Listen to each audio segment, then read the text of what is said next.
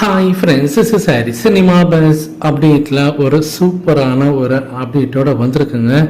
அதாவது IPL season வந்து இப்போ வந்து களை கட்டின்னு இருக்குது அப்படின்னு தான் சொல்லணும். அந்த அளவுக்கு பார்த்தீங்கன்னாக்கா எல்லா டீம்ஸும் வந்து ரொம்ப போட்டி போட்டு விளையாண்டுருக்காங்க.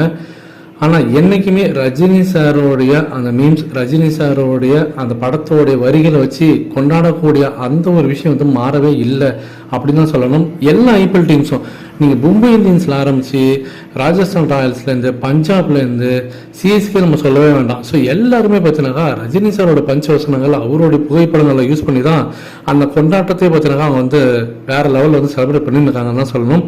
அப்படி ஒரு விஷயம் தான் இப்போ நடந்திருக்கு. மே 1 பஞ்சாப் கூட வந்து சிஎஸ்கே விளையாடிச்சு. அப்போ வந்து தோற்று போச்சு அந்த மேட்ச்சில்.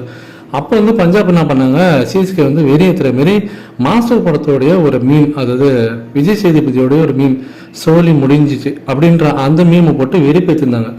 ஸோ அப்போவே வந்து ஃபேன்ஸ்லாம் என்ன சொல்லியிருந்தாங்க, நாங்கள் வந்து தர்மசாலா வந்து விளையாடும் போது பஞ்சாப் வந்து பழி தீர்ப்போம் அப்படின்ற மாதிரி பயங்கரமாக வந்து ஒரு வெறியோடு காத்திருந்தாங்க. அதே போல் நேற்று மேட்ச்சில் பஞ்சாப் ஊதி தள்ளிடுச்சு. நேற்றுக்கு சிஎஸ்கே ஜஸ்ட் 160+ ஸ்கோர் வந்து பார்த்தீங்கன்னா டிஃபெண்ட் பண்ணியிருக்கு அப்படின்னு தான் சொல்லணும். நேற்றுக்கு மேட்ச் முடிஞ்ச கையோட சிஎஸ்கே வந்து பார்த்தீங்கன்னா அவங்களோட வெற்றி கொண்டாடுற விதமாக ரஜினி சாரோடைய பாஷா படத்தோடைய ஒரு வீடியோ மீமே வந்து ரிலீஸ் பண்ணியிருந்தாங்க.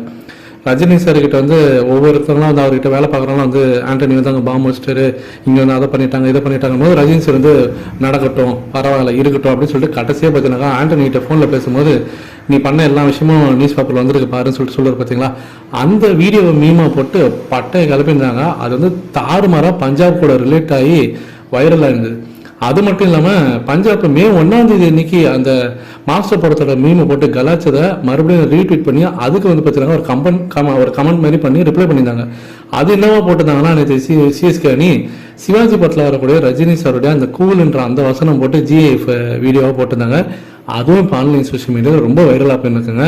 இதை பற்றி உங்களோட கருத்துக்கள் என்ன அப்படின்றத மறக்காம கீழே சொல்லுங்க ஃப்ரெண்ட்ஸ்.